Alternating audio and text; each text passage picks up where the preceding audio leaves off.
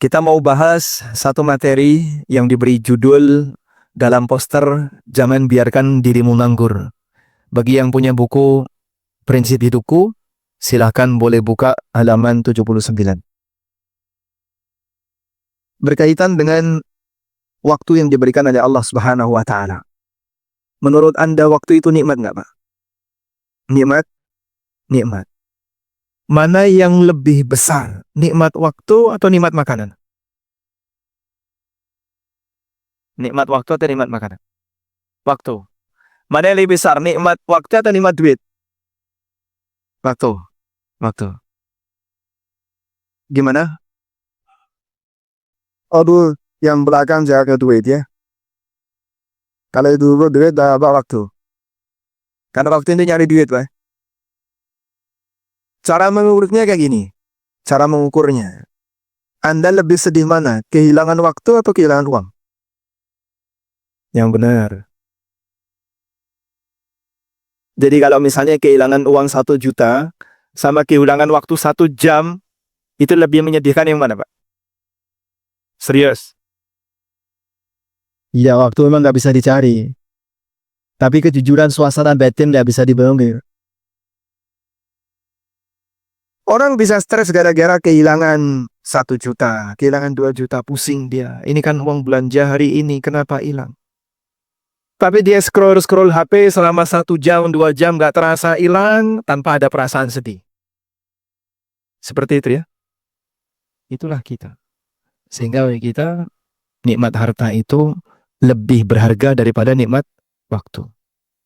Maka betul apa yang disabdakan Nabi SAW, ni'matani maghbunun fihima katsirun minan nas. Ada 2 nikmat di mana banyak orang tertipu terhadap 2 nikmat ini. Tertipu dalam arti dia telah diberi oleh Allah nikmat itu, tapi tidak dimanfaatkan dengan baik. Sehingga dia merasa ini bukan hal yang berharga, kalaupun hilang ya sudah, toh nanti masih ada stok yang lain. Karena dia tidak merasa itu sebagai sesuatu yang berharga. Apa kata Nabi SAW? 2 nikmat itu? As-sihhatu wal faragh. As-sihha wal faragh. Sehat dan waktu nganggur. Jadi waktu nganggur disebut oleh Nabi SAW. Al-faragh artinya waktu nganggur. Anda tidak punya kegiatan apapun. Orang kalau lagi berkesibukan, berarti waktunya terisi. Tapi ketika dalam kondisi faragh artinya nganggur, berarti waktu itu tidak terisi. Tapi Pak, semua manusia kan pasti beraktivitas. Dia nggak berhenti. Minimal dia tidur, minimal dia istirahat. Betul. Cuman kita berbicara, isinya itu berkualitas atau tidak. Bukan sebatas ada kegiatan atau tidak. Kalau bicara ada kegiatan atau tidak, bayi itu semua isi waktunya juga penuh dengan kegiatan. Anak kecil usia 2 tahun, 3 tahun nggak mau diem ya. Habis mainan pasir, mainan mobil-mobilan, ganti lagi mainan apa lagi, dia nggak mau diem. Tapi kita tidak sebut bahwasanya anak ini sedang sibuk sekali dengan kegiatan apa misalnya, dengan kegiatan ibadah atau apa. Ternyata orang dewasa mengalami yang sama. Kalau anak kecil melakukan tindakan seperti itu memang dunianya. Tapi orang dewasa melakukan hal yang sama. Nah, ini yang perlu diluruskan. Ada yang habis waktunya untuk ngegame. Di toilet lama sekali. Yang dibawa apa, Pak? Nggak ngerokok orangnya, Pak. Nggak ngerokok. Yang dibawa HP. Ngapain? Ngegame. Di toilet, ngegame. Masya Allah. Saya pernah antri toilet. Lama sekali itu. Ternyata yang di dalam itu ngegame. Jadi sudah tidak ada aktivitas dia buang hajat, tapi nggak disiram-siram. Sambil ngegame dia. Akhirnya kita gedor gitu ya. Barulah kemudian dia suara flash, suara siram-siram, suara dia cebok, itu baru dia lakukan. Ternyata dia ngegame. Masya Allah. Ada orang kayak gini. Dia memanfaatkan waktu ke toilet untuk ngegame. Dulu para ulama, waktu di toilet itu dipakai untuk dengerin orang baca kitab. Abu Hatim Ar-Razi itu punya anak sebagaimana nama bapaknya, Ibnu Abi Hatim. Abu Hatim itu dipuji oleh orang. Anda termasuk di antara orang yang sangat rajin belajar. Lalu bapaknya bilang, anakku lebih rajin lagi daripada aku. Dia tidak pernah membiarkan satu kesempatan ketika bertemu dengan aku kecuali selalu tanya tentang perawi hadis. Sampai ketika bapaknya di toilet, itu hanya di luar toilet sambil baca buku. Saya baca buku. Dikerasin suaranya, kalau ada yang salah, digedor sama bapaknya. Diulangin lagi. Memanfaatkan waktu ketika di toilet. Tapi untuk kegiatan semacam ini. Ada juga sebagian di antara ulama ketika mau ke toilet, dia nyuruh muridnya, tolong kamu bacakan buku ini, saya mau di toilet. Di toilet sambil baca buku yang ada di luar, dikerasin, sehingga yang di toilet dengar. Dapat tambahan ilmu dari mendengar orang yang berada di luar membaca dengan keras. Pernah nggak kayak gitu kita? Hah? Pernah? Nggak pernah. Tapi seperti itulah bagaimana semangat para ulama ketika memanfaatkan waktu. Baik. Sekarang coba kita lihat yang ada di buku. Bagi para ulama, waktu nganggur bisa membawa kepada potensi bahaya.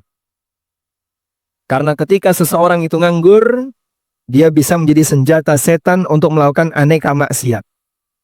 Apalagi di zaman gadget, di zaman internet bisa diakses di mana-mana. Mungkin yang saya sebutkan tadi, itu kondisi di masa silam. Orang tidak bisa mengakses maksiat semudah zaman sekarang. Tapi bagi mereka, orang punya waktu nganggur, itu berpotensi bahaya. Karena ini bisa jadi senjata setan untuk ngajak yang bersangkutan melakukan hal yang maksiat. Karena itulah Islam sangat menekankan agar seorang muslim selalu beraktivitas yang positif.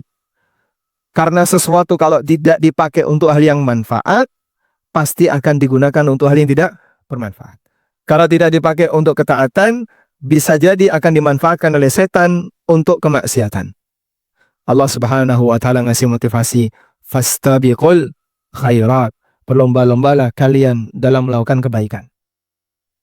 Dan alhamdulillah, seorang muslim itu sebenarnya nggak ada istilah tidak punya kerjaan. Sebab kita dimudahkan oleh Allah bisa melakukan ibadah dengan semua organ badan. Bisa beribadah pakai lisan, bisa beribadah pakai batin, sebagaimana kita bisa beribadah dengan gerakan anggota badan. Sehingga kalau Bapak Ibu nganggur, bisa nggak dipakai untuk kegiatan ibadah yang bentuknya tanpa harus melakukan gerakan badan? Bisa? Zikir. Bisa apa lagi Pak? Baca Quran.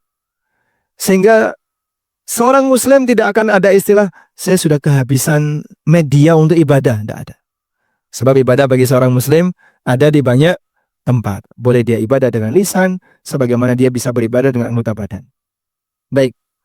Karena itu Nabi SAW mengatakan, ihris ala ma yanfa'u wasta'in billah wala ta'jis. Bersemangatlah untuk melakukan yang bermanfaat bagi hidupmu. Mintalah pertolongan kepada Allah dalam usahamu, wala ta'jis, dan jangan melempem ketika kau punya masalah. Baik. Orang yang punya semangat untuk selalu mengisi hidupnya dengan aneka kebaikan, maka dia akan berpindah dari satu kegiatan ibadah ke kegiatan ibadah yang lain. Allah Subhanahu wa taala mengatakan, fa idza faragta fansab. Kalau kamu sudah selesai melakukan ibadah tertentu, fansab, tetap berikan rencana untuk melakukan ibadah berikutnya. Sehingga tidak ada istilah nganggur bagi muslim. Aslinya tidak ada istilah nganggur bagi muslim. Baik.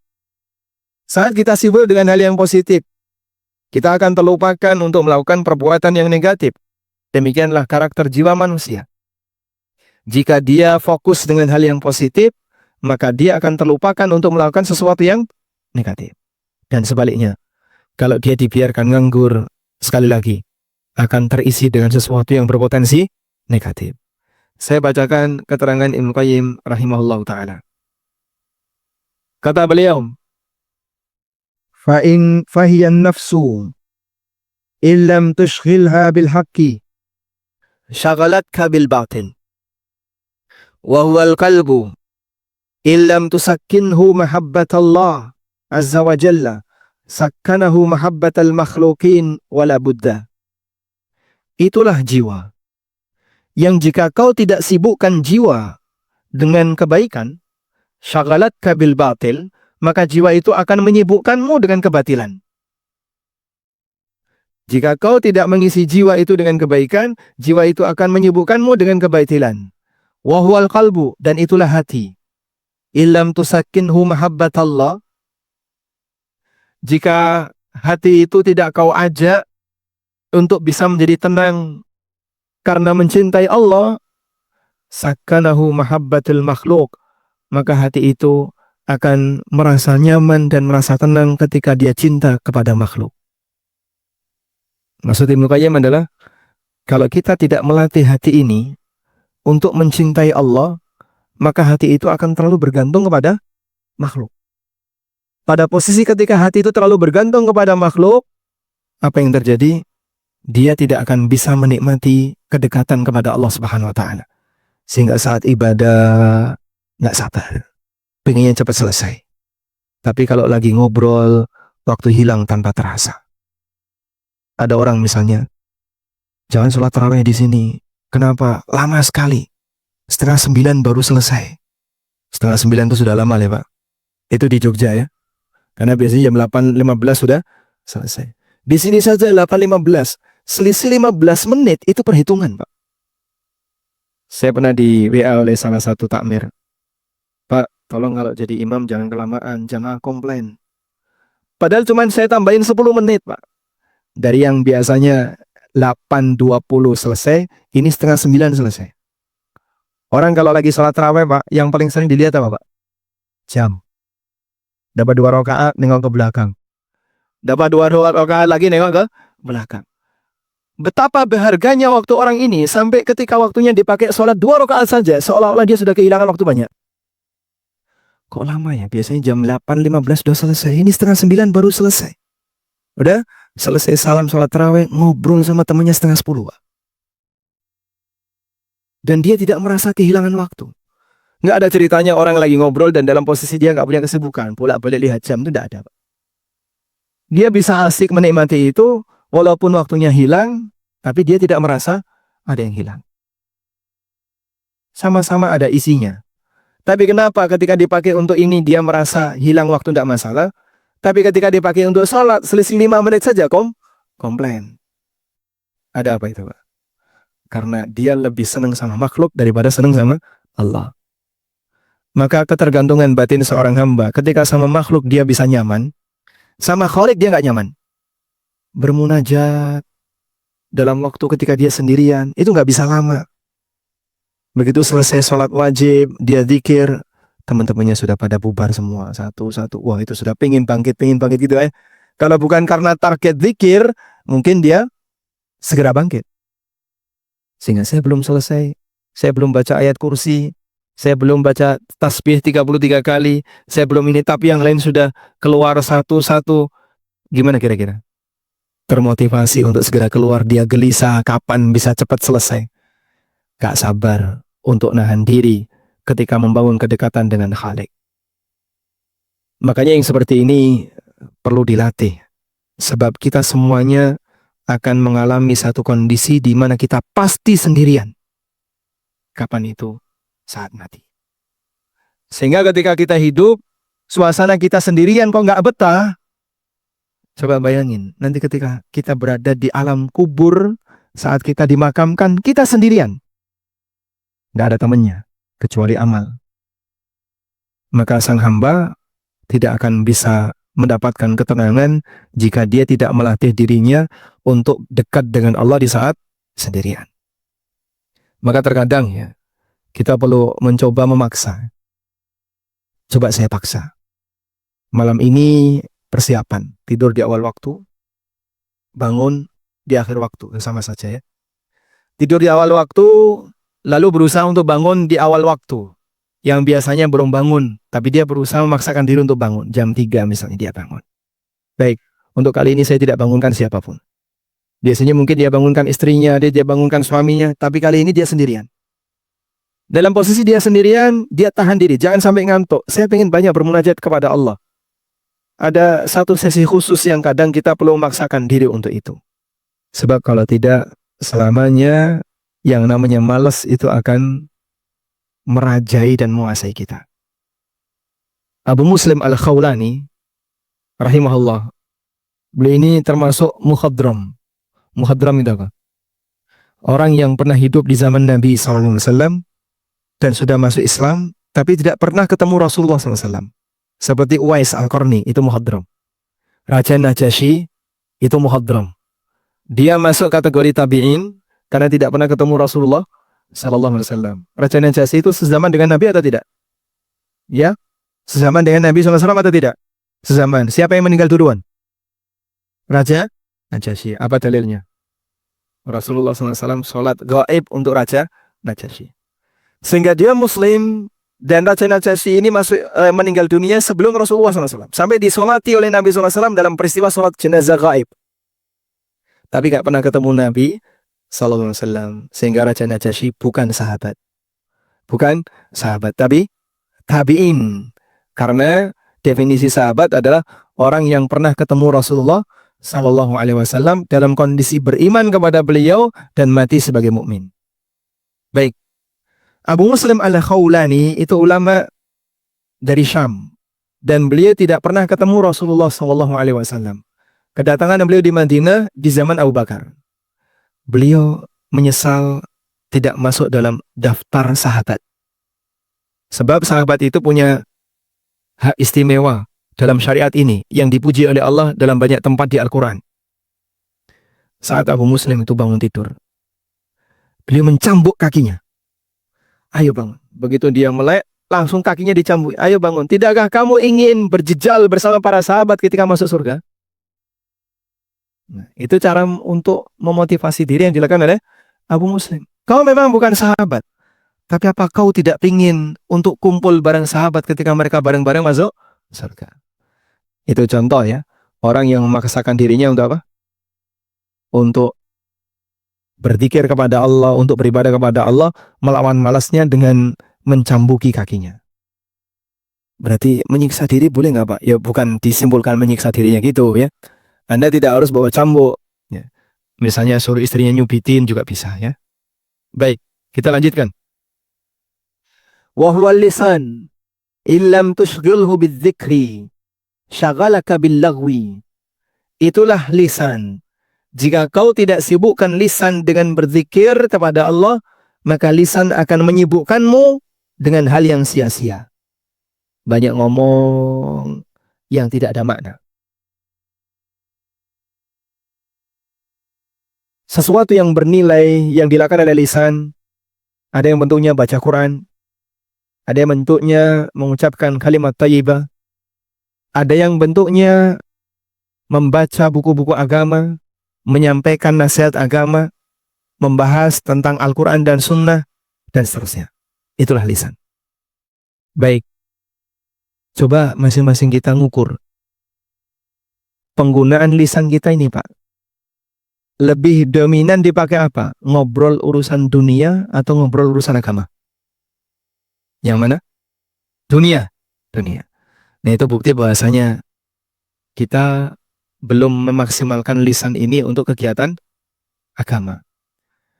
Kata Ibnu Qayyim rahimahullah, itulah lisan. Kalau kau tidak sibukkan lisanmu untuk berzikir, lisan akan menyibukkan kamu dalam urusan dunia.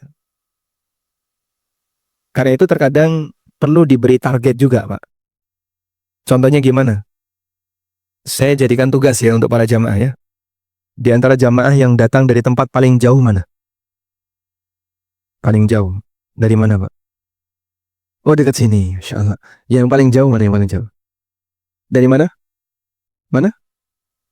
Depok, Masya Allah. Depok sini 1 jam cukup? Lebih, sampai 2 jam. Alhamdulillah. Tayyib. Gak ada hadiahnya ya. Cuman saya mau sampaikan begini. Coba jadikan ini sebagai komitmen Pak, juga ibu-ibu. Nanti selesai kajian ini, Anda pulang, bisa nggak tidak putus baca istighfar? Sanggup insya Allah? Atau mungkin Anda bisa baca subhanallah wa bihamdi. Atau baca zikir yang lain, baca tahlil, la ilaha illallah. Dari mulai masjid ini sampai pulang nggak putus baca tahlil. Bisa insya Allah? Ya? Tapi nanti istri ngajak ngobrol ya Pak. Berarti istrinya dikasih tugas yang sama. Sehingga dua-duanya nahan diri. Coba jangan ngobrol sampai eksitol. Ya, istrinya nyatet. Nyatet apanya, Pak?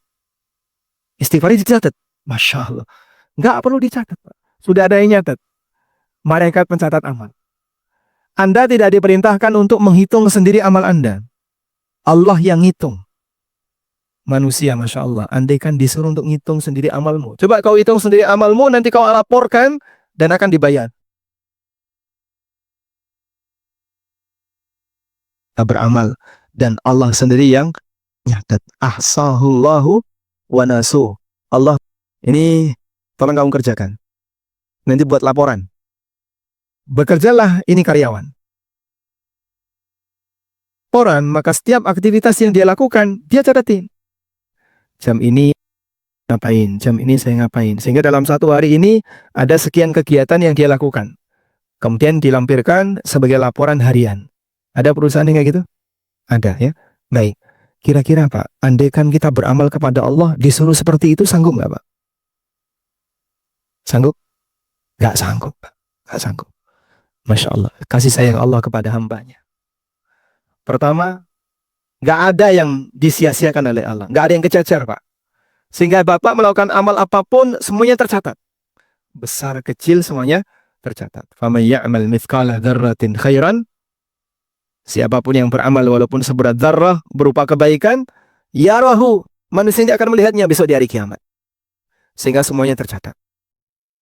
Yang kedua, Allah jaga. Sehingga catatan itu bukan seperti catatan manusia. Kemarin sudah saya laporkan, tapi hilang ya Pak. Sekarang kau buat laporan baru. Ini tambah kerjaan lagi. Sehingga tidak ada catatan yang telah Allah catat dari amal hamba, kemudian kecacar hilang, itu tidak ada. Allah jaga. Innallaha la yudhi'u ajral muhsinin. Allah tidak menyanyiakan pahala dari amal orang yang berbuat baik. Yang ketiga, Allah tidak pernah melupakannya. Allah tidak pernah lupa. Sehingga mungkin hamba melupakan, tapi Allah tidak lupa. Wa ma kana rabbuka nasiya. Rabbmu tidak pernah melupakannya. Sehingga hamba dapat jaminan. Amalmu apapun pasti dicatat, nggak ada yang kelewat. Amalmu apapun dijaga oleh Allah sehingga tidak ada yang hilang. Amalmu apapun tidak ada yang dilupakan oleh Allah. Karena mungkin misalnya ada catatan, tapi bosnya melupakan. Saya nggak ingat kalau kamu udah melakukan kayak gini. Udah, nggak saya bayar. Itu mungkin manusia ya. Tapi Allah Subhanahu wa Ta'ala mengatakan, wa ma kana rabbuka nasiya. Rabbmu tidak pernah lupa. Dalam hal maksiat juga sama. Kalau misalnya kita diminta untuk nyatet dosa, coba Bapak Ibu nanti setelah sampai rumah siapkan satu lembar kertas, tuliskan dosa apa yang sudah Anda lakukan dari bangun tidur sampai jam 11 siang. Banyak yang dimanipulasi. Tapi Allah Subhanahu wa Ta'ala tahu kita berbuat dosa yang kita lupakan. Ahsahullahu wa nasu. Allah menghitung semuanya walaupun manusia melupakannya. Maka tinggal kita perbanyak, silakan perbanyak. Anda tidak ngurusi catatan. Yang nyatat Allah Subhanahu wa Ta'ala. Para malaikat yang ditugasi oleh Allah itulah yang mencatatnya. Baik, maka sangat disayangkan kalau lisan dalam kondisi nganggur kemudian kita biarkan. Ibnu Qayyim mengatakan wa huwal lisan illam tushghilhu bidzikri syaghalaka billagwi. Itulah lisan. Kalau kau tidak sibukkan untuk berzikir, maka lisan akan menyibukkanmu dengan hal yang sia-sia. Wa ma huwa 'alaika wala budda, dan lisan tidak pernah mikir nasibmu dan itu pasti akan terjadi. Fakhtar li nafsika ihdal khabtain, ihdal ihtatain wa anzilha fi ihdal manzilatain. Oleh karena itu, silahkan kau pilihkan bagi dirimu yang terbaik dan posisikan dirimu pada kedudukan yang paling baik. Di saat itu Anda punya pilihan. Membiarkan lisan nganggur, tapi nanti akan digunakan untuk hal yang sia-sia oleh setan, atau kuasai lisanmu dengan jaga lisan ini basah dengan berzikir. Walaupun tidak didengar oleh siapapun. Alhamdulillah Nabi SAW mengajarkan zikir cukup dengan dihitung jari. Media ngitung yang digunakan Nabi SAW tidak perlu benda tertentu yang dipegang oleh orang. Sehingga bisa nggak orang zikir tanpa harus megang tasbih? Sangat bisa. Tidak harus menggunakan tasbih digital? Bisa. Dan bukan syarat zikir itu sah ketika membawa alat. Bahkan tidak dihitung pun bisa. Makanya kadang begini, Pak, saya tuh punya masalah. Kenapa? Sering keliru ngitung. Itu caranya gimana? Biasanya ngitung berapa yang keliru? Kalau sudah disuruh ngitung 100 itu Pak, banyak kelirunya. Begitu misalnya pakai jari kanan pindah ke jari kiri, tadi mulai dari mana ya? Kanan atau kiri? Mulai dari jempol atau mulai dari kelingking? Bingung kan? Sering ada kayak gitu Pak? Baik. Terus gimana caranya Pak? Biar saya nggak pusing mikir bingungnya ngitung kayak gini. Udah gini aja. Coba kau baca, misalnya mau zikir subhanallah wa bihamdi 100 kali. Kalau Bapak lihat detikan jam, subhanallah wa bihamdi, berapa detik? Ada 1 detik? 2 detik? Anggaplah misalnya 2 detik. 2 detik ya, subhanallah wa bihamdi. 2 detik. Sudah? Berarti 2 kali 100, 200 detik. 200 detik, Anda butuh waktu kurang lebih 3 menit lebih dikit. Berarti Bapak, subhanallah wa bihamdi, cukup 4 menit, sudah lebih dari 100. Ya, gak usah dihitung, lihat saja timer, lihat saja jam, dari panjangnya di sini sampai di sini, saya tidak akan putus membaca subhanallah wa bihamdi. Pasti lebih dari 100. Dan lebih dari 100 boleh, tapi kalau kurang, nggak dapat fadilah. Sebab yang disebutkan untuk zikir subhanallah wa bihamdi 100 kali, ya, itu kalau kurang nggak dapat fadilah, kalau lebih, boleh. Karena Nabi SAW mengatakan, kecuali orang yang berzikir lebih dari itu. Berarti kalau lebih dari 100 boleh? Boleh. Abu Hurairah radhiyallahu anhu, dalam sehari beliau membaca subhanallah, membaca tasbih 3.000 kali. Dalam sehari. Ya. Khalid bin Ma'dan, dalam sehari bisa membaca 12.000 kali. Beberapa orang soleh masa silam, saking seringnya membasahi lisannya dengan zikir, sampai angka zikir yang dia baca, itu di satuan ribuan. Yang kita mungkin baru puluhan, atau nggak sampai 100. Kalaupun bisa 100, walhamdulillah. Baik. Maka pilihkan untuk diri kita yang terbaik, karena jika tidak dimanfaatkan untuk kebaikan, akan dimanfaatkan oleh setan untuk menggunakan media itu sebagai alat maksiat. Untuk itulah dulu para ulama sangat membenci orang yang nganggur. Selain karena mereka buang-buang waktu, orang yang nganggur lebih mudah berbuat maksiat. Itu dulu loh Pak. Kalau sekarang lebih beresiko lagi. Dengan adanya HP, dengan adanya internet, di posisi ketika kita sedang nganggur. Baik. Bapak-bapak ya, kalau misalnya Bapak mau tidur, nggak bisa tidur. Kelimbang-kelimbung di atas kasur, nggak bisa tidur ya. Ya? Megang HP sendirian, nggak bisa tidur. Kira-kira solusi apa yang sebaiknya kita lakukan?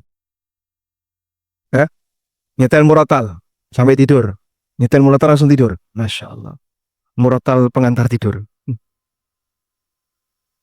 Boleh nggak kayak gitu? Nyetel murotal, tapi nanti ditinggal tidur. Boleh? Tidak kita sarankan. Ini kurang mengindahkan Al-Quran. Sehingga kalau sekiranya nggak bisa tidur, kemudian megang HP itu beresiko, kami sarankan matikan datanya.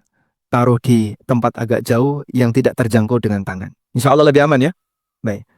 Meskipun gangguan seperti ini cukup besar, pengen nonton, pengen lihat. Dan ada banyak cara yang bisa dilakukan oleh masing-masing muslim untuk menjaga dirinya. Sebab ini situasi kritis. Dulu bagi para ulama kalau nggak bisa tidur, mereka sholat. Sehingga nggak bisa tidur, ya sudah, ambil air wudhu, sholat. Sampai kondisi ketika mereka ngantuk, baru tidur. Itu dulu ya. Yang mungkin akan sangat jauh berbeda dengan situasi yang kita alami. Baik, sekarang kita dengar keterangan Ibnu Mas'ud. Ibnu Mas'ud radhiyallahu anhu mengatakan, siapa nama Ibnu Mas'ud? Siapa nama asli Ibnu Mas'ud? Abdullah bin Mas'ud. Ibnu Mas'ud radhiyallahu anhu mengatakan, inni la abghadur rajul an arahu farighan Sungguh saya itu emosi kalau lihat ada orang yang nganggur. Sungguh saya itu sangat emosi kalau aku melihat ada orang yang nganggur. Jadi kalau bapak nganggur di depan Ibnu Mas'ud, diseneni sama Ibnu Mas'ud. Dimarahi sama Ibnu Mas'ud. Laisa fi syai'in min amalid dunya wala amalil akhirah. Dia tidak sedang sibuk dengan kegiatan dunia maupun kegiatan akhirat. Nganggur bagi Ibnu Mas'ud itu orang yang dibenci sama Ibnu Mas'ud. Masya Allah. Sehingga bagi para sahabat, ini zaman sahabat ya, yang mungkin potensi maksiatnya tidak semudah di zaman kita. Posisi waktu nganggur itu musibah. Maka kalau ada orang nganggur, sahabat membenci orang seperti ini. Baik. Ibnu Qayyim rahimahullah pernah menasihatkan, minal faragi ta'til mafasid wa tatawala al-ma'asi al-'abdi fi silsilatin mudmirah tud'iful iman fil qalbi wa tub'iduhu an maula. Kondisi nganggur bisa mendatangkan banyak potensi kerusakan, mempengaruhi hamba untuk berbuat maksiat dalam rangkaian kerusakan, melemahkan iman di hati dan menjauhkan orang dari Tuhannya. Itu ketika orang nganggur. Sebab nganggurnya orang awam, dia tidak akan pernah berpikir apa yang dia rencanakan untuk disampaikan dalam kegiatan ilmiah, karena dia orang awam. Beda dengan nganggurnya para pembelajar. Pembelajar itu ketika nganggur itu sambil berpikir apa yang akan dia siapkan ketika mau menghadap dosen, atau dia berpikir karya yang bisa dia tuliskan, dan seterusnya. Baik, siapa manusia yang tidurnya diisi dengan ilmu? Siapa manusia yang ketika tidur itu diisi dengan ilmu? Rasulullah SAW. Sebab beliau dapat wahyu ketika tidur. Sehingga Nabi SAW ketika tidur, dan beliau sebagai orang yang maksum, tidurnya beliau itu tidur yang bisa mendatangkan ilmu. Allah kasih wahyu melalui tidur. Makanya salah satu di antara metode turunnya wahyu kepada Nabi SAW adalah mimpi. Sehingga mimpinya para nabi itu wahyu. Ibrahim alaihissalam mengatakan kepada anaknya, Ya bunayya inni ara fil manami anni azbahuka fandur madza tara. Wahai putraku, aku mimpi aku menyembelih kamu. Kira-kira menurut kamu bagaimana? Ismail yang ngerti tentang status mimpi bapaknya, beliau mengatakan, Ya abatif al ma tu'mar satajiduni insyaallahu minas sabirin. Wahai ayah, silahkan Anda kerjakan apa yang diperintahkan untuk Anda. Masya Allah. Sehingga anaknya ketika dimintai pertimbangan bahwa ayahnya bermimpi menyembelih anaknya, Ismail nggak komen, mimpi kayak gitu dari setan itu, gak usah dikupris. Tapi Ismail paham, ini mimpi adalah wahyu. Baik. Nah, selain Nabi ditutup, maka tidak ada lagi istilah mimpi yang berstatus wahyu. Sebab mimpi manusia biasa bukan wahyu.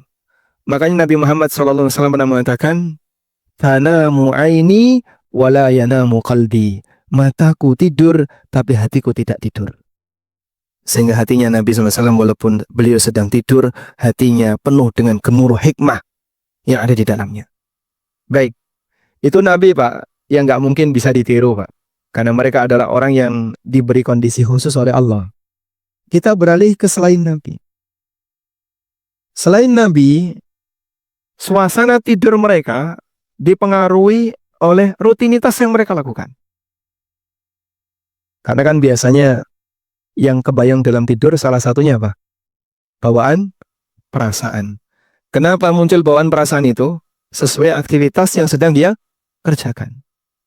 Bapak misalnya Pak ya, ikut melaut. Anda naik perahu, diombang-ambing ombak dalam waktu kurang lebih 1 jam. Mendarat, capek, tidur. Saat tidur gimana Pak? Perasa masih goyang. Sehingga ke bawah aktivitas terakhir yang Anda lakukan dalam tidur yang Anda kerjakan, dalam tidur yang Anda lakukan. Dalam posisi itulah dia serasa seperti masih goyang. Baik. Para ulama karena saking seringnya mutola'ah, sampai tidurnya kepikiran ilmu. Sehingga Imam Bukhari rahimahullah dalam waktu semalam terkadang beliau bangun 16 kali atau 17 kali. Begitu bangun, langsung nyalain lampu, nyatet. Karena teringat ketika tidur. Ya, ngantuk, matikan lampu, tidur lagi. Lalu beliau terbangun lagi, terjaga lagi, nyatet lagi. Sampai 16 atau 17 kali. Anda kalau tidur berkali-kali bangun rasanya gimana, Pak? Nah, puyeng ya, pusing. Dan pengen dendam. Balas dendam ya. Gimana caranya balas dendam bisa ganti tidur. Siang hari saya mau pakai tidur deep sleep, nggak boleh ada yang ganggu. Ibu-ibu kalau sudah punya bayi, begitu bayi lahir, kira-kira di usia 3 bulan ke bawah, sering bangun malam. Suaminya ikut bangun nggak, Pak? Suaminya ikut bangun nggak? Dikit ya, dikit. Dikit maksudnya gimana? Bangun ini punya, melek. Tidur lagi, Masya Allah. Baik. Itu kadang ibu-ibu merasa saya pusing karena saya nggak bisa tidur dengan baik. Sehingga berkali-kali bangun. Sampai 5 kali, 6 kali. Karena anaknya nangis di malam hari. Masya Allah. Imam Bukhari sampai 16-17 kali. Perjuangan yang demikian besar. Dan Anda menikmati karya beliau nggak pakai bayar. Haddatsana qala, hadis riwayat Bukhari, gitu kan? Ada hadis seperti ini, Nabi SAW bersabda, hadis riwayat Bukhari, hadis riwayat Bukhari. Dan kita begitu yakin, ini riwayat Bukhari loh ya. Pasti sahih. Itu dari hasil perjuangan seperti tadi. Baik, kita lanjutkan. Dari sinilah kita bisa lihat, mengapa para ulama di masa silam selalu tenggelam dalam kesibukan. Baik kesibukan belajar, kesibukan mengajar, maupun kesibukan beramal. Waktunya full untuk berpindah dari satu ibadah ke ibadah berikutnya. Musa bin Ismail pernah memuji seorang ulama di zaman tabi'in namanya Hammad bin Salamah bin Dinar. Hammad bin Salamah bin Dinar. Dikatakan tentang Hammad bin Salamah, kana mashghulan bi nafsihi. Beliau adalah orang yang sibuk dengan aktivitas pribadinya. Imma ayyuhadditha, wa imma ayyaqra'a, wa imma ayyusabbiha, wa imma ayyusalliya. Kamu kalau bareng sama Hammad, aktivitas Hammad itu kalau nggak menyampaikan hadis, beliau membaca kitab, beliau bertasbih, beliau sholat, beliau baca Quran. Nggak ada yang lain. Jadi nggak ada ceritanya main tenis, nggak ada. Bal-balan itu nggak ada. Semua waktunya apalagi mancing. Sehingga Anda kalau jejer sama ulama ini, yang Anda lihat, kalau beliau tidak sedang baca Quran, beliau sedang baca buku, beliau bertasbih, beliau sholat, beliau ibadah. Karena qad qassaman nahar ala hadhil a'mal. Kalau siang hari beliau gunakan waktunya untuk kegiatan-kegiatan itu. Walidha mata Hammad ibn Salamah fil masjid wa huwa yusalli. Karena itulah Hammad, sampai digambarkan oleh sebagian ulama, andaikan malakul maut datang ke Hammad, lalu memberitahu, wahai Tuan Hammad, kamu akan mati 1 jam lagi. Sudah tidak ada waktu untuk diisi tambahan ibadah, karena sudah full. Kalau kita kan beda ya, Pak, andaikan diberitahu, Pak, Bapak akan mati 1 jam lagi. Mungkin Anda akan bergegas wudhu untuk sholat. Karena sebelumnya Anda nganggur. Tapi Hammad bin Salamah ketika diberitahu, andaikan malakul maut datang ke Hammad, lalu memberitahu, 1 jam lagi Anda akan mati, sudah tidak ada waktu, tidak ada slot lagi untuk diisi tambahan ibadah, karena sudah full. Dan beliau meninggal dalam posisi sholat ketika di masjid. Sehingga beliau beralih dari satu aktivitas ke aktivitas yang lain, dari satu kegiatan ke kegiatan yang lain. Baik. Hingga sebagian ulama seperti Al-Munawi menyebutkan bahwa orang yang membiarkan harinya berlalu tanpa aktivitas yang bermanfaat, berarti dia telah mendurhakai waktunya. Orang yang membiarkan waktunya berlalu tanpa aktivitas yang bermanfaat, berarti dia telah mendurhakai waktunya. Kata Al-Munawi, "I'lam annahu minal faraghi takunu sabwah." Sadarilah, waktu nganggur itu bisa melalaikan. Wa man amda yaumahu fi ghairi haqqin qadahu. Siapa yang menghabiskan harinya tanpa diisi dengan menunaikan kebenaran. Au fardin addahu, atau dia melaksanakan kewajiban. Atau dia berusaha untuk membangun kebaikan, mendapatkan tambahan ilmu, kata beliau, faqad aqqa yaumahu, berarti dia telah mendurhakai harinya. Ya. Jadi kita bisa ngukur ya, kira-kira berapa jam dalam aktivitas yang kita lakukan kosong tanpa kegiatan, yang cuma diisi scroll-scroll tadi. Cukup banyak ya, apalagi di masa sekarang. Maka tanamkan komitmen bahwa kita tidak akan membiarkan kondisi nganggur dan berusaha untuk mengisinya dengan hal yang bermanfaat, baik untuk tujuan dunia maupun untuk tujuan akhirat. Sehingga kalau bapak-bapak misalnya, Pak, pensiun itu menakutkan nggak? Hah? Tidak. Bagi sebagian orang, menakutkan. Sehingga ketika misalnya diminta, Bapak harus pensiun dini. Oh enggak, saya tetap ingin berkarya. Karena dia ketika pensiun, takut penghasilannya berkurang. Baik, pertimbangan kenapa takut, karena masalah penghasilan. Bagi muslim, kalaupun dia pensiun kerja, berarti kan dia tidak disibukkan dengan aktivitas dunia. Dia bisa alihkan dengan aktivitas yang lain. Entah dengan sibuk belajar, dengan sibuk baca buku, dengan sibuk membaca Quran, dan seterusnya. Dan mohon disadari, seperti ini butuh pengantar. Kalau tidak dibiasakan di saat masih muda, nanti begitu dia sudah mengalami usia pensiun, mau mengawali sulit. Tapi kalau sudah dia biasakan di usia ketika dia masih kuat, begitu dia sudah pensiun, tinggal melanjutkan. Baik, berapa lama Bapak Ibu kuat baca buku? Paling lama berapa menit? Saya nggak satuan jam ya, satuan menit saja. Paling lama berapa menit? Hah? 30 menit kuat?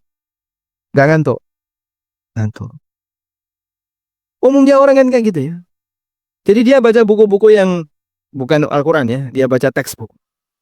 30 menit, rasanya sudah pusing di depan. Makin berat terus kan? Ngantuk. Karena belum terbiasa. Tapi kalau sudah terbiasa, bisa 1 jam, 2 jam, dan dia merasakan nikmatnya dapat tambahan ilmu. Maka saya sarankan, Anda tentu tidak bisa mengejar majelis seperti ini setiap saat. Pasti akan ada waktu di mana Bapak kosong ya. Sehingga habis kajian ini nggak nyambung dengan kajian berikutnya, ada waktu kosong. Ketika Anda gunakan itu untuk membaca buku, saya sarankan setiap kali baca buku, sediakan 1 buku tambahan sebagai buku catatan. Tujuannya untuk mencatat apa yang Anda dapatkan dari hasil membaca buku itu. Sudah?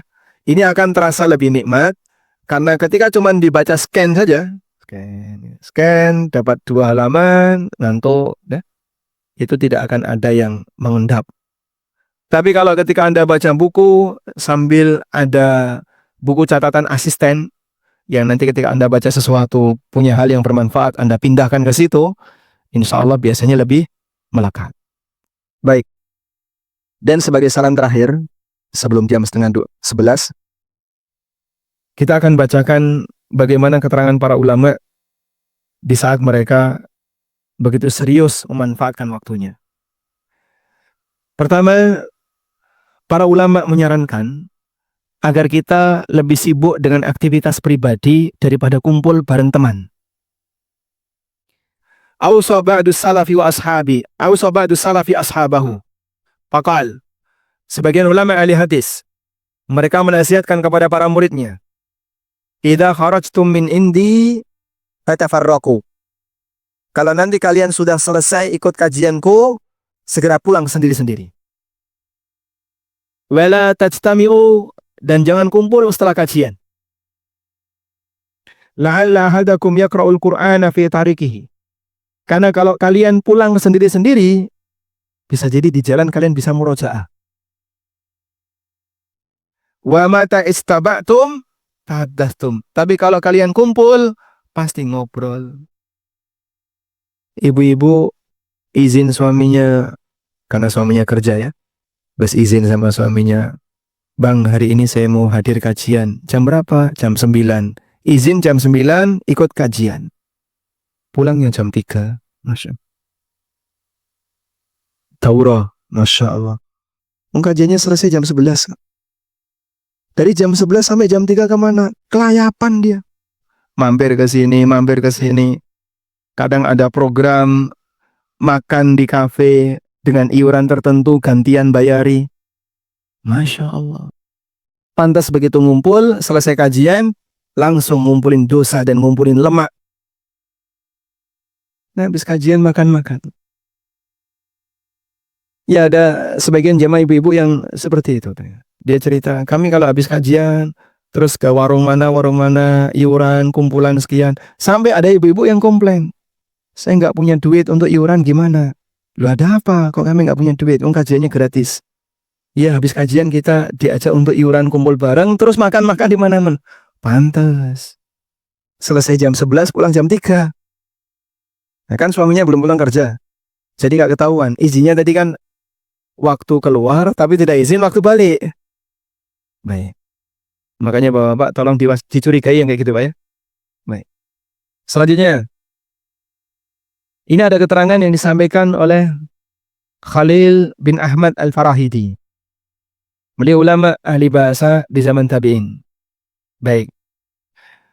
Kata beliau seperti ini. Asqalus sa'ati alayya sa'atu aklin fiha. Waktu yang paling aku sesali adalah waktu ketika makan. Masya Allah. Waktu yang paling aku sesali adalah waktu ketika makan.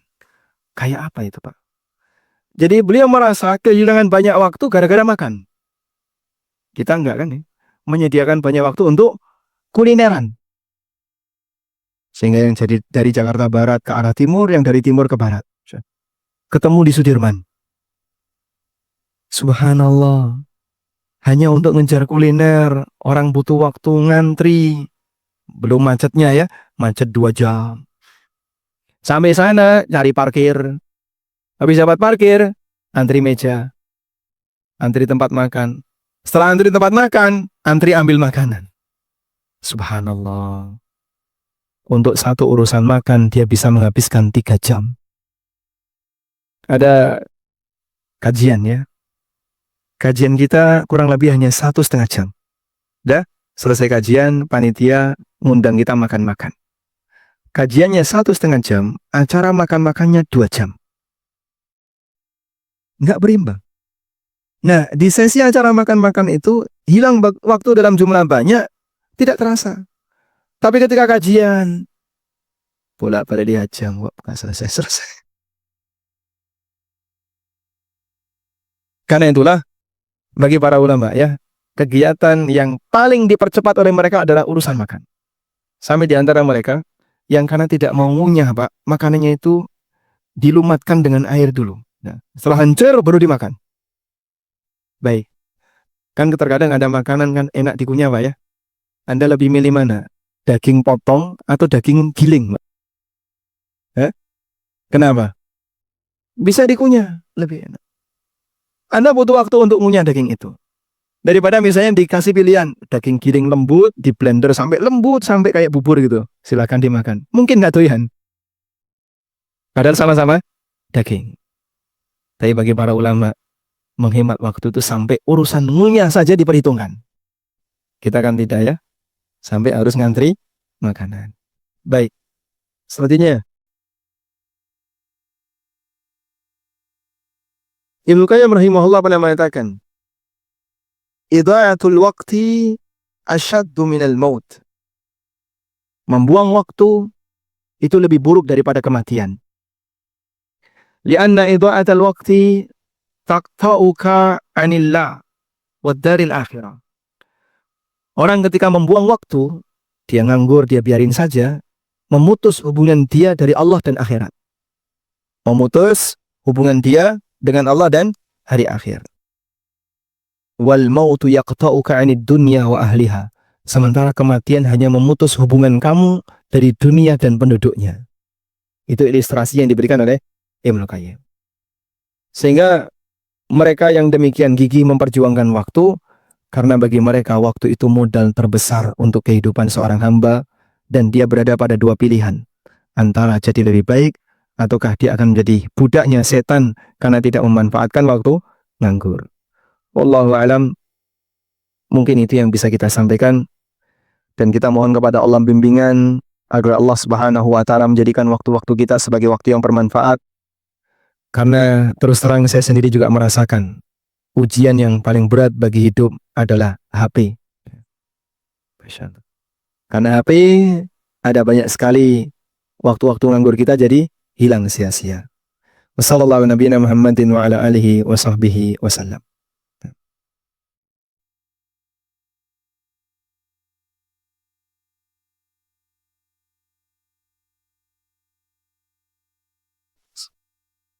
Assalamualaikum Ustaz.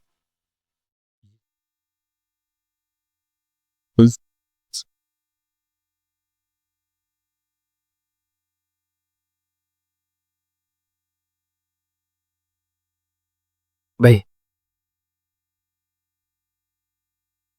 Apa hukumnya jual beli binatang seperti kalajengking, ular, hamster? Apakah diperbolehkan? Pertama begini, semua binatang yang boleh dirawat maka boleh diperjualbelikan menurut pendapat jumhur ulama. Kucing boleh nggak Pak? Menurut pendapat jumhur, jual beli kucing boleh. Yang melarang jual beli kucing itu mazhab Hambali. Kalau dalam mazhab Hambali, jual beli kucing hukumnya dilarang. Sehingga kalau orang mendapatkan uang dari hasil jual beli kucing, uang itu haram. Pak, saya tidak melakukan jual beli kucing. Cuman kalau ada orang mau mengadopsi kucing saya minta dia gantiin makanan. Jadi kamu nggak usah bayar pakai uang, kamu bayar saja pakai makanan kucing 2 kilo atau 3 kilo. Nah, dia ngasih makanan 3 kilo untuk mengadopsi seekor kucing. Seperti ini boleh atau tidak? Kan nggak dibayar pakai uang. Kenapa nggak boleh? Kucing kenapa?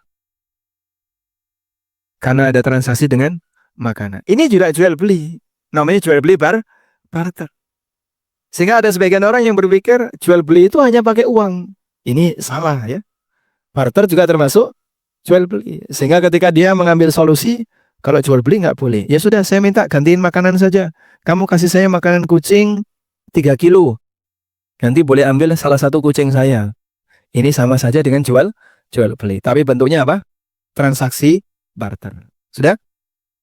Selanjutnya bagaimana Pak? Karena kucing ini tidak boleh diperjualbelikan menurut mazhab Hambali, maka bagi mereka yang komitmen dengan pendapat ini, ya tidak boleh minta bayaran apapun, baik uang maupun bahan makanan. Baik. Selanjutnya, untuk binatang yang tidak boleh dirawat, konsekuensinya tidak boleh diperjualbelikan. Tidak boleh dirawat, alasannya apa? Satu, diperintahkan untuk dibunuh. Kalajengking itu termasuk nggak? Termasuk. Nabi SAW menyebutkan ada beberapa binatang yang diperintahkan untuk dibunuh. Kalajengking, al-aqrab, ular, al-hayya, tikus, ya. Tikus, al-fa'ra. Ini yang diperintahkan untuk dibunuh. Cicak disebutkan dalam hadis yang lain, termasuk juga yang diperintahkan untuk dibunuh. Maka binatang seperti ini karena diperintahkan untuk dibunuh, jangan dibudidaya. Apalagi dijual. Berarti ketika kita beli gimana Pak? Begitu Anda beli langsung dibunuh. Nah, buat apa Pak? Sementara kita mau merawatnya. Baik. Sehingga dari 3 yang disebutkan tadi, ada apa tadi? Kalajengking, ular. Boleh nggak diperjualbelikan? Nggak boleh. Sekarang hamster. Hamster boleh nggak Pak diperjualbelikan? Baik. Saya pernah punya tulisan tentang hamster. Dan ketika para ulama membahas tentang masalah hamster ini, mereka mengatakan tikus itu nggak boleh. Pertanyaannya, hamster itu tikus atau bukan?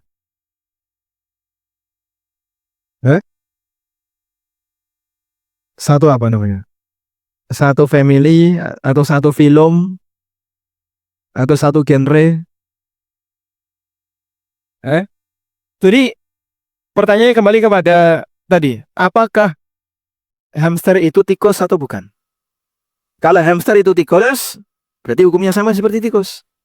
Anda tidak boleh merawatnya, tapi membunuhnya. Tapi kalau hamster itu bukan tikus, maka hukumnya beda dengan tikus.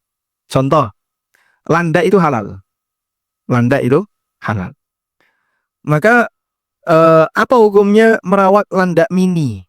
Ada kan Pak, landak mini Pak ya? Ya. Apa hukumnya merawat landak mini? Insya Allah tidak masalah, karena landak bukan tikus. Landak di luar binatang seperti tikus yang diperintahkan untuk dibunuh. Sehingga merawat landak boleh. Kura-kura yang kecil-kecil itu ya, boleh, karena kura-kura sendiri hukumnya apa? Halal. Ini binatang air. Sehingga yang seperti ini boleh dirawat dan konsekuensinya boleh diperjualbelikan. Wallahu a'lam. Waalaikumsalam warahmatullahi wabarakatuh. Apakah saya boleh sambil mendengarkan ceramah? Ketika saya bekerja Sambil berceramah. Oh, mendengarkan ceramah, bukan berceramah. Baik.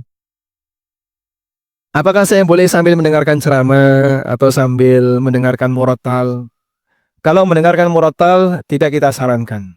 Jika Anda sedang sibuk, maka jangan dengarkan murattal. Tapi kalau Anda sedang dengarin murattal, jangan sibuk dengan yang lain. Sehingga pilih salah satu. Baik. Selanjutnya, kalau mendengarkan ceramah, boleh nggak Pak? Boleh nggak kerja sambil dengerin ceramah? Pertama, ini kembali kepada aturan perusahaan. Di tempat Anda bekerja, ada nggak larangan itu? Nggak ada Pak, bebas. Sebelah saya dengerin musik. Sebelah saya dengerin kajian A, Ustadz B. Saya juga boleh dengerin kajian ustadz-ustadz yang saya suka. Sepanjang tidak saling ganggu, sehingga semuanya disuruh pakai headset kalau lagi dengerin. Ya, kalau diizinkan seperti itu, berarti Anda punya ruang untuk melakukannya. Yang kedua, kira-kira ketika Anda mendengarkan ceramah itu, terganggu nggak pekerjaan Anda? Kalau tidak terganggu, tidak dilarang oleh pihak perusahaan, dan Anda tidak terganggu, insya Allah diizinkan. Wallahu a'lam.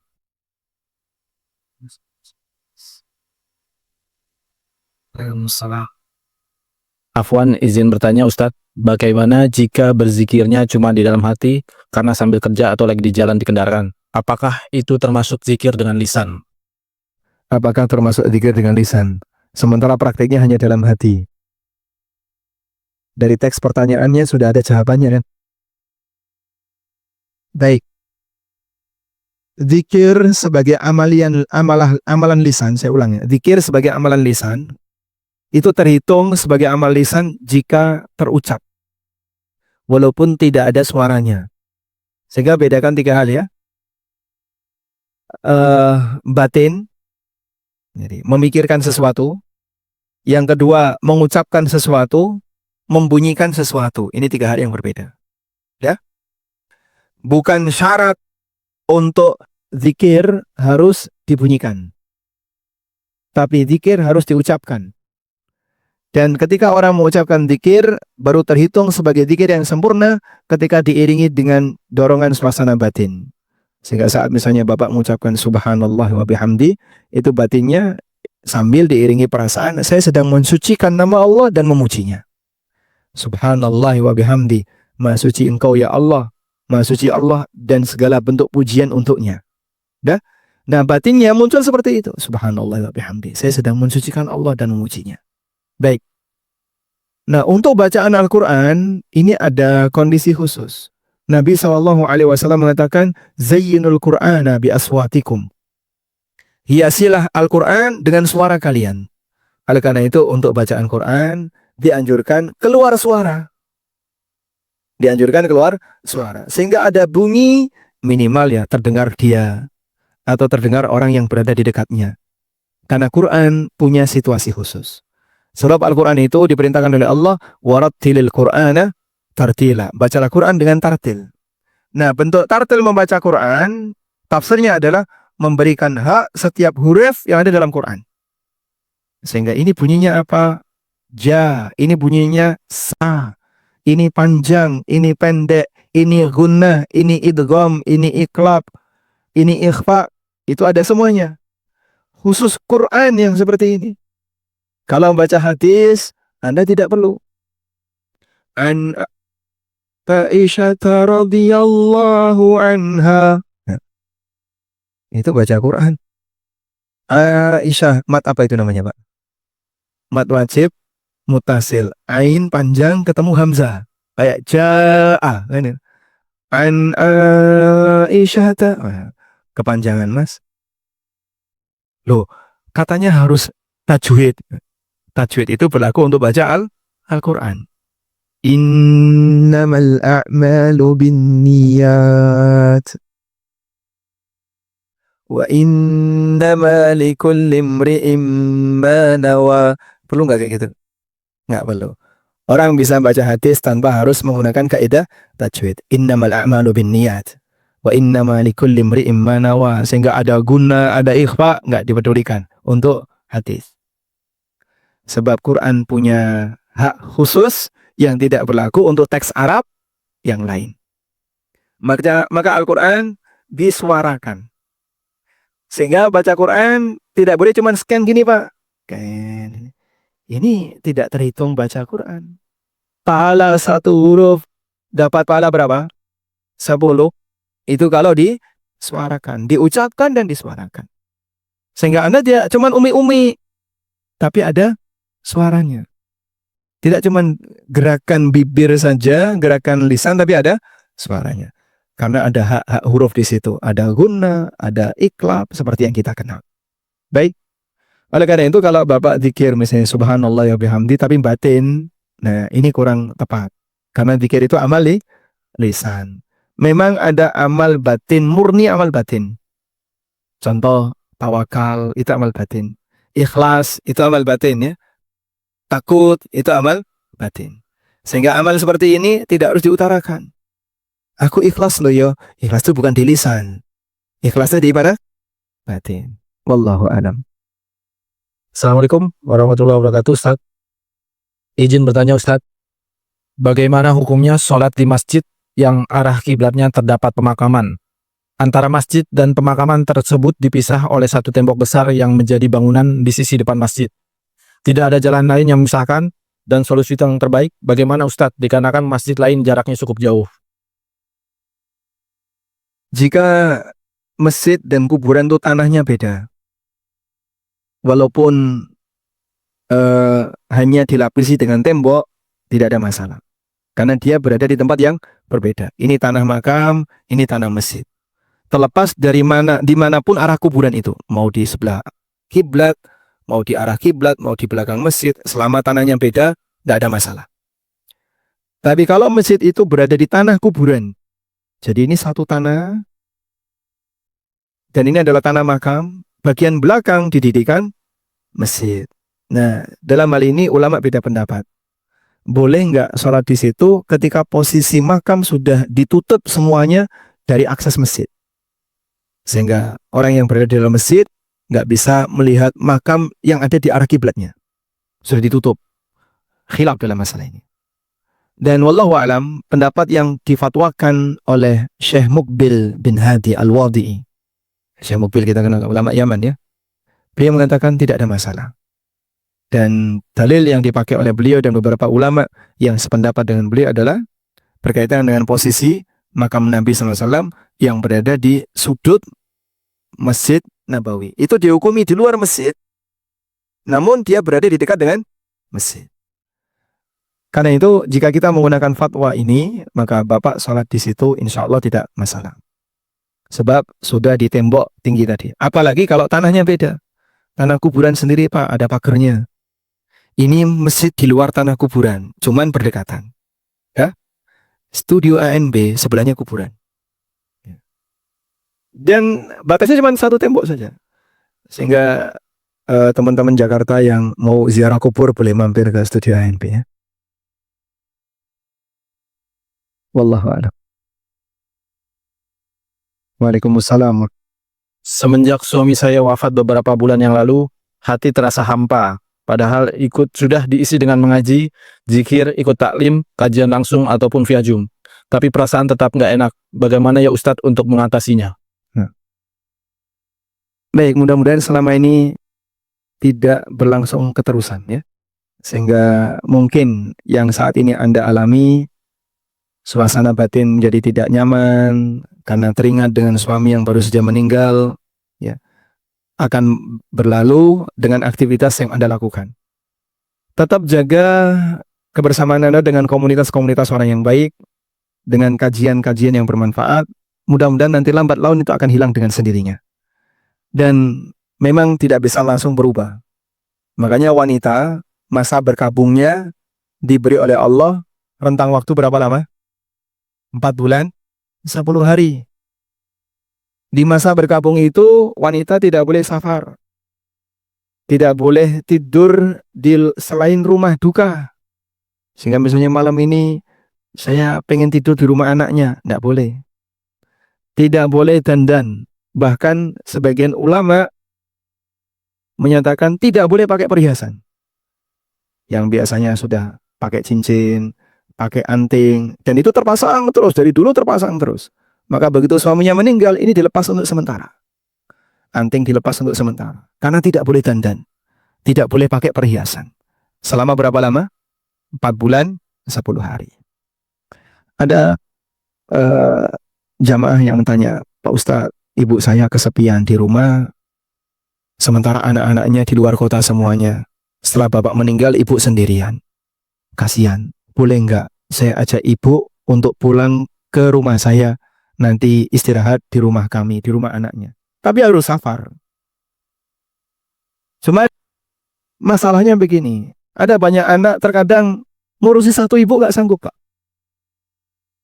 Anaknya 4 misalnya, ngurusi satu ibu nggak sanggup. Padahal satu bapak bisa ngurusi 4 ibu. Ya Mas. Lanjutkan Mas. Ustadz, Anda mau tanya, kadang menjelang tidur suka ngobrol berlama-lama dengan pasangan. Apakah termasuk buang waktu? Jazakallah. Masya Allah.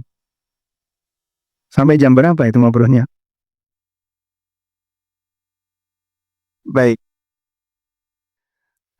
Ini salah satu di antara pengecualian yang disebutkan dalam Sahih Bukhari. Jadi Nabi SAW, beliau punya kebiasaan ngobrol dengan istri beliau. Bapak Ibu bisa bayangin ya, siapa kira-kira orang yang menurut Anda sangat sibuk di sekitar Anda? Mungkin Ustadz itu sibuk ya, mungkin Bapak itu sibuk, mungkin orang itu sibuk. Anda misalnya melihat, Presiden itu pasti sangat sibuk, Gubernur juga pasti sangat sibuk. Sehingga ada orang-orang yang kita kenal, karena dia punya banyak aktivitas, pasti dia sangat sibuk. Saya kadang bayangin, seperti apa sibuknya Rasulullah SAW. Yang beliau aktivitasnya penuh dengan mengajar, membimbing masyarakat, pindah dari satu tempat ke tempat yang lain. Sementara jumlah istri beliau banyak.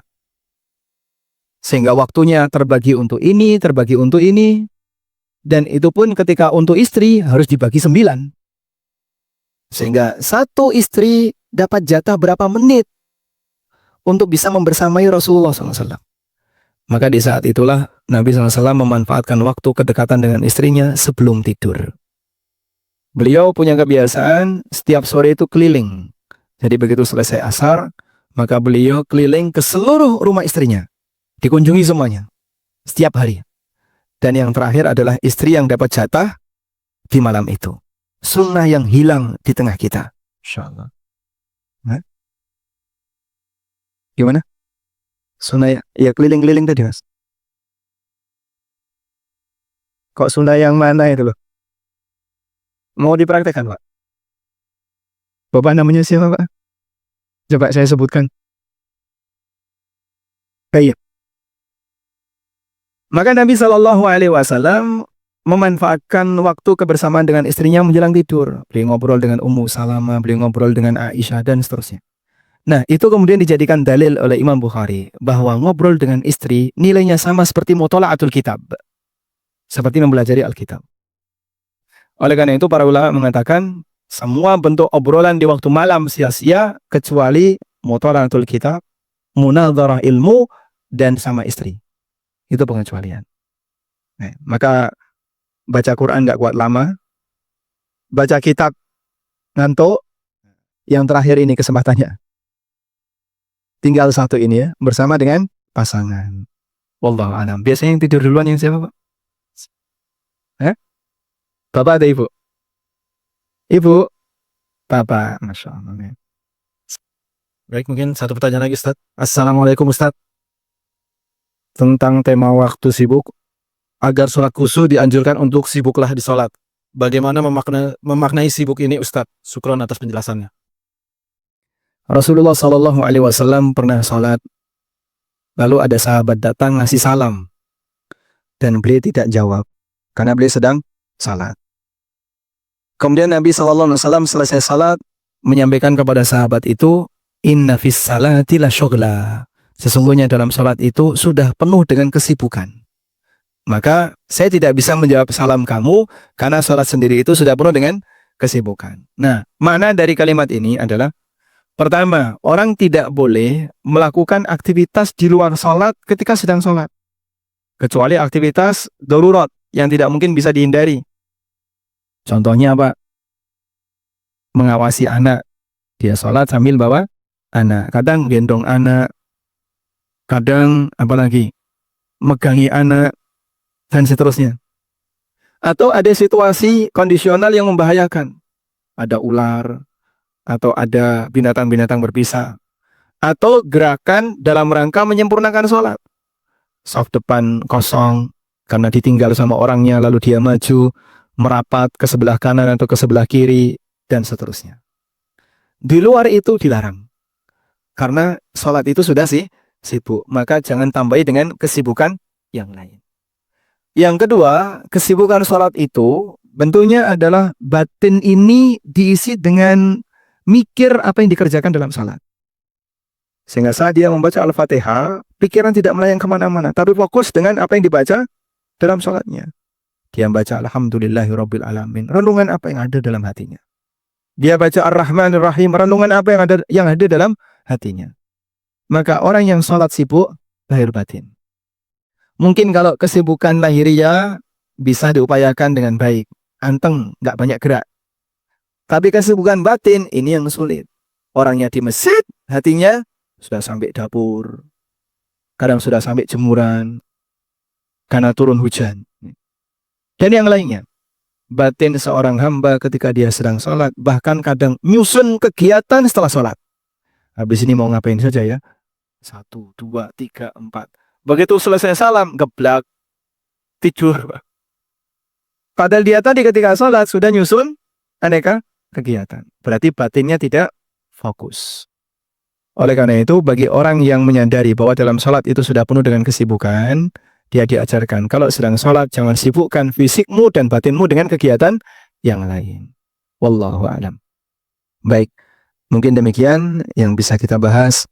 Semoga apa yang kita kaji di kesempatan waktu duha ini menjadi ilmu yang bermanfaat. Allahumma anfa'na bima 'allamtana wa 'allimna ma yanfa'una warzuqna ilma. Wa sallallahu ala nabiyyina Muhammadin wa ala alihi wa sahbihi wa sallam.